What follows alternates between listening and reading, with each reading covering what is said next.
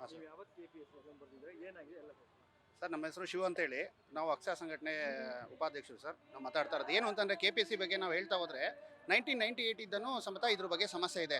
ಹಲವಾರು ಹಗರಣಗಳು ಹೋಗಿ ಕೋರ್ಟ್ ಮೆಟ್ಲು ಹೋಗಿ ಅವ್ರು ಮತ್ತೆ ಸುಪ್ರೀಂ ಕೋರ್ಟ್ಗೆ ಹೋಗಿ ಮತ್ತೆ ಇನ್ನೇನು 5 ವರ್ಷ 10 ವರ್ಷ ಇದ್ದಾಗ ಅವ್ರು ಏನೇನೋ ಮಾಡಿ ಮತ್ತೆ ಕೋರ್ಟ್ಗೆ ಹೋಗಿ ತೊಗೊಂಬತ್ತಾರೆ, ಆರ್ಡ್ರ್ ತೊಗೊಂಬತ್ತಾರೆ. ನಮ್ಮ ಉದ್ದೇಶ ಇಷ್ಟೇ ಸರ್, ಈ KPSC ಅನ್ನೋದೊಂದು ಭ್ರಷ್ಟರ ಕೂಪ. ಕಂಪೇರ್ ಟು UPSC, ನಾನು UPSCನೂ ಬರ್ದಿದ್ದೀನಿ, KPSCನೂ ಬರ್ದಿದ್ದೀನಿ. ಅಲ್ಲಿ ಏನಾಗ್ತಾ ಇದೆ ಇಲ್ಲೇನಾಗ್ತಾ ಇದೆ ಅನ್ನೋ ನಾನು ಸವಿವರವಾಗಿ ಹೇಳ್ತೀನಿ. ಇಲ್ಲಿ KPSC ಬಂದ್ಬಿಟ್ಟು ಸರ್, ಇಲ್ಲಿ ಕಾನ್ಸ್ಟಿಟ್ಯೂಷನ್ ಬಾಡಿ ಅಂತ ಅಂತಾರೆ. ಇಲ್ಲಿ ಇಬ್ಬರಿದ್ದಾರೆ, ಒಂದು KPSC ಸೆಕ್ರೆಟರಿ ಒಬ್ಬರು, ಎಕ್ಸಾಮಿನೇಷನ್ ಕಂಟ್ರೋಲರ್ ಒಬ್ಬರು. ಅವ್ರವ್ರಿಗೆ ಕೋಆರ್ಡಿನೇಷನ್ ಇಲ್ಲ.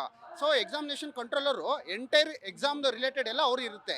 ಸೊ KPSC ಸೆಕ್ರೆಟರಿ ಅವ್ರನ್ನ ಹ್ಯಾಂಡಲ್ ಮಾಡ್ಬೋದು ಅಷ್ಟೇ. ಬಟ್ ಅವರು ನಮಗೆ ಬಂದಿರೋ ಒಂದು ತಿಳಿದು ಬಂದಿರೋ ಮಾಹಿತಿ ಅಂದರೆ ಒಬ್ರಿಗೊಬ್ರಿಗೆ ಕೋಆರ್ಡಿನೇಷನ್ ಇಲ್ಲ. ಆಮೇಲೆ ಇವ್ರು ಏನು ಮಾಡ್ತಾರೆ ಅವ್ರಿಗೆ ಗೊತ್ತಾಗ್ತಲ್ಲ, ಅವ್ರು ಏನು ಮಾಡ್ತಾರೆ ಇವ್ರಿಗೆ ಗೊತ್ತಾಗ್ತಲ್ಲ. ಬಟ್ KPSC ಸೆಕ್ರೆಟರಿ ಮೇಡಮು ತುಂಬ ಒಳ್ಳೆ ಕೆಲಸ ಮಾಡ್ತವ್ರೆ. ಸೊ ನಾವು ಹೇಳೋದಿಷ್ಟೇ, ಎಕ್ಸಾಮಿನೇಷನ್ ಕಂಟ್ರೋಲ್ ಏನಿದ್ದೀರಾ ಅವ್ರನ್ನ ಫಸ್ಟು ನಾವು ಎನ್ಕ್ವೈರಿ ಮಾಡಬೇಕು. ಈಸ್ ದ ಮೈನ್ ಅವ್ರನ್ನ ಫಸ್ಟ್ ಗಂಗಾವರ್ ಅಂತ ಇದ್ದಾರೆ. ಆಲ್ರೆಡಿ KPSC ಟ್ರಾನ್ಸ್ಲೇಷನ್ ಬಗ್ಗೆ ಎಲ್ಲ 16 ಅವಲೇ ಇದು ಬಂದಾಗ ಮತ್ತೆ KS ಬಗ್ಗೆ ರಿಲೇಟೆಡ್ ಹೋರಾಟ ಮಾಡಿದ್ವಿ. ಸೊ ಅವ್ರು ಇನ್ನೂ ಅಲ್ಲೇ ಇದ್ದಾರೆ. ಸೊ ಇದು KPSC ಇದು ಎಕ್ಸಾಮಿನೇಷನ್ ಕಂಟ್ರೋಲರು ಎಂಟೈರ್ ಆಗಿ ನಮಗೆ ಗೊತ್ತಿರೋ 16 ಜನ ಮೆಂಬರ್ ಇದ್ದಾರೆ. ಎಂಟೈರ್ ಎಲ್ಲ KPSC ಮೆಂಬರ್ ಜೊತೆ ಕನೆಕ್ಟ್ ಅಲ್ಲವ್ರೆ. ಸೊ ಇವರು ಸೆಕ್ರೆಟರಿಗೆ ಏನು ಗೊತ್ತಾಗ್ತಲ್ಲ, ಇವ್ರು ಏನು ಮಾಡ್ತವ್ರೆ, ಒಳಗಡೆ ಏನು ನಡೀತಾ ಇದೆ ಅನ್ನೋದು ಗೊತ್ತಾಗ್ತಿಲ್ಲ.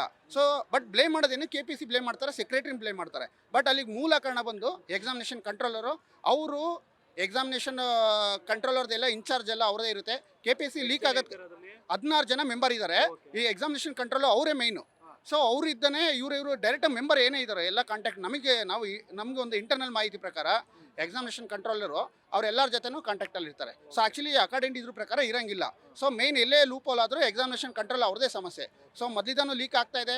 ನಮಗೆ ಗೊತ್ತಿರೋ ಎಷ್ಟೋ ಜನ KA-ನಲ್ಲಿ 30-40 ತೆಗೆದಿರ್ತಾರೆ 200ಕ್ಕೆ. ಇಲ್ಲಿ 160-170 ಹೆಂಗೆ ತೆಗಿತಾರೆ? ಲೈಕ್ ಎರಡೂ ಸೇಮ್ ಎಕ್ಸಾಮು ಒಂದು ವಾರದೊಳಗೆ ಬರೆದಾಗ ಅದ್ರ ಎರಡೂ ಸ್ಕೋರ್ ಟ್ಯಾಲಿ ಮಾಡಿದಾಗ ಇಲ್ಲಿ 30-40 ತೆಗಿಯೋಕ್ಕಾಗಿರಲ್ಲ. ಬಿಕಾಸ್ KA ತುಂಬ ಟ್ರಾನ್ಸ್ಪರೆಂಟಾಗಿ ನಡೆಸ್ತಾ ಇದೆ. ಅದೇ ಇಲ್ಲಿ ಬಂದ್ಬಿಟ್ಟು 160-150 ಆಗುತ್ತೆ. ಇದು OMR ಟ್ಯಾಂಪ್ರಿಂಗ್ ಮಾಡ್ತಾರೆ. ಸೊ ಆಮೇಲೆ ಮತ್ತೆ ಇನ್ನು ಹಲವಾರು ಮುಖಾಂತರ ಇವರು ಕ್ವಶನ್ ಪೇಪರ್ ಲೀಕ್ ಮಾಡಿ ಬಿಫೋರು ಫೋನ್ ಸ್ವಿಚ್ ಆಫ್ ಮಾಡಿಸ್ತಾರೆ. ನಮಗೆ ಖುದ್ದಾಗ ನಮ್ಗೆ ಇನ್ಫಾರ್ಮೇಷನ್ ಇದೆ. ಇವತ್ತು ಎಕ್ಸಾಮ್ ಅಂತಂದರೆ ನೆನ್ನೆನೇ ಕರ್ಕೊಂಡೋಗ್ಬಿಡ್ತಾರೆ. ಫೋನ್ ಸ್ವಿಚ್ ಆಫ್ ಮಾಡಿಸಿ ಅವ್ರದ್ದೇ ಓನ್ ವೆಹಿಕಲಲ್ಲಿ ಕರ್ಕೊಂಡೋಗಿ ಎಲ್ಲ ನೀಟಾಗಿ ಎಲ್ಲ ಟ್ರೈನ್ ಅಪ್ ಮಾಡಿ ಬಂದು ಎಲ್ಲಿ ಎಕ್ಸಾಮ್ ಹಾಲಲ್ಲಿ ಎಕ್ಸಾಮ್ ಬರೆಸ್ತಾರೆ. ಸೊ ಮೈನ್ ಏನು ಅಂತಂದರೆ KPSC ಕಂಟ್ರೋಲರ್ ಏನಿದ್ದಾರೆ ಅವ್ರನ್ನ ತನಿಖೆಗೊಳಿಸ್ಬೇಕು. ಜೊತೆಗೆ KPSC ಮೆಂಬರ್ ಏನಿದ್ದಾರೋ ಅವ್ರನ್ನ ಎಂಟೈರ್ ಎಲ್ಲ ಟೀಮ್ನೆಲ್ಲ ಎನ್ಕ್ವೈರಿ ಮಾಡಬೇಕು.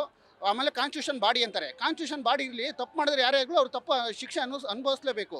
ಇದರಲ್ಲಿ ಗೌರ್ಮೆಂಟು ಸಮೇತ ಸ್ಟ್ರಿಕ್ಟ್ ಆ್ಯಕ್ಷನ್ ತೊಗೋಬೇಕು. ಈಗೇನು ಅವರ ಅಮಾನತು ಮಾಡಿದ್ರು ಅದ್ರ ಬಗ್ಗೆ ನಮಗೆ ಒಳ್ಳೆ ಒಪಿನಿಯನ್ ಇದೆ, ಸ್ವಾಗತಾರ್ಹ. ಬಟ್ ಇದೇ ತರಹ KPSC ಮೆಂಬರ್ ಮೇಲೆ ಕಣ್ಣಿಡಬೇಕು, ಎಕ್ಸಾಮಿನೇಷನ್ ಕಂಟ್ರೋಲರ್ ಬಗ್ಗೆ ಕಣ್ಣಿಡಬೇಕು. ಎಂಟೈರ್ ಎಲ್ಲ ಸವಿರವಾಗಿ ಒಂದು ತನಿಖೆ ಆಗಬೇಕು. ಅದು CBIನೇ ಆಗಬೇಕು.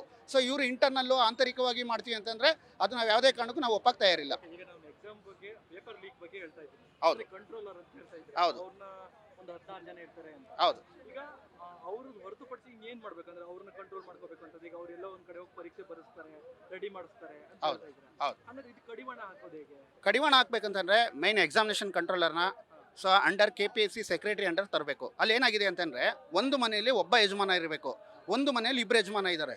ಒಂದು KPSC ಸೆಕ್ರೆಟರಿ, ಎಕ್ಸಾಮಿನೇಷನ್ ಕಂಟ್ರೋಲರ್ ಇಬ್ಬರು ಇದ್ದಾರೆ. ಇಬ್ಬರು IAS ಕೇಡರು. ಅವ್ರ ಮಾತು ಇವ್ರು ಕೇಳಲ್ಲ, ಇವ್ರ ಮಾತು ಅವ್ರು ಕೇಳಲ್ಲ. ಸೊ ಅದರಿಂದ ಒಂದೇ ಇರಬೇಕು. ಎಂಟರ್ KPSC ಏನು ಸೆಕ್ರೆಟರಿ ಏನಿದೆಯೋ ಅವ್ರಿಗೆ ಎಕ್ಸಾಮಿನೇಷನ್ ಕಂಟ್ರೋಲರ್ದ ಇನ್ಚಾರ್ಜ್ ಕೊಡಬೇಕು.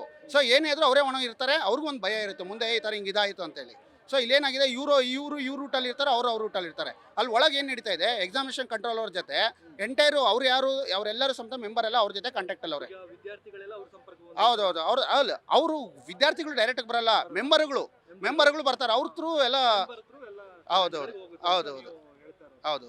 ಈಗ UPSC ಎಕ್ಸಾಮ್ ಇವೆಲ್ಲ ಕಂಟ್ರೋಲರ್ ಎಲ್ಲ ಸಂಬಂಧಪಡಲ್ಲ ಅಥವಾ ಅವರೆಲ್ಲ ಟ್ರಾನ್ಸ್ಪರೆಂಟ್ ಆಗಿ ಮಾಡಿರ್ತಾರೆ? ಹೌದು, UPSC ಇಟ್ಸ್ ಎ ಟ್ರಾನ್ಸ್ಪರೆಂಟ್. ನಾವು ನೋಡಿದೀವಿ, ನಾವು ಖುದ್ದಾಗಿ 3-4 ಎಕ್ಸಾಮ್ ಬರೆದು ಪ್ರಿಲಿಮ್ಸ್ ಆಗಿ ಮೇನ್ಸು ಬರ್ದಿದ್ದೀವಿ. ತುಂಬ ಟ್ರಾನ್ಸ್ಪರೆಂಟಾಗಿ ಮಾಡ್ತಾರೆ, ಯಾವುದು ಎರರ್ಸ್ ಇರಲ್ಲ.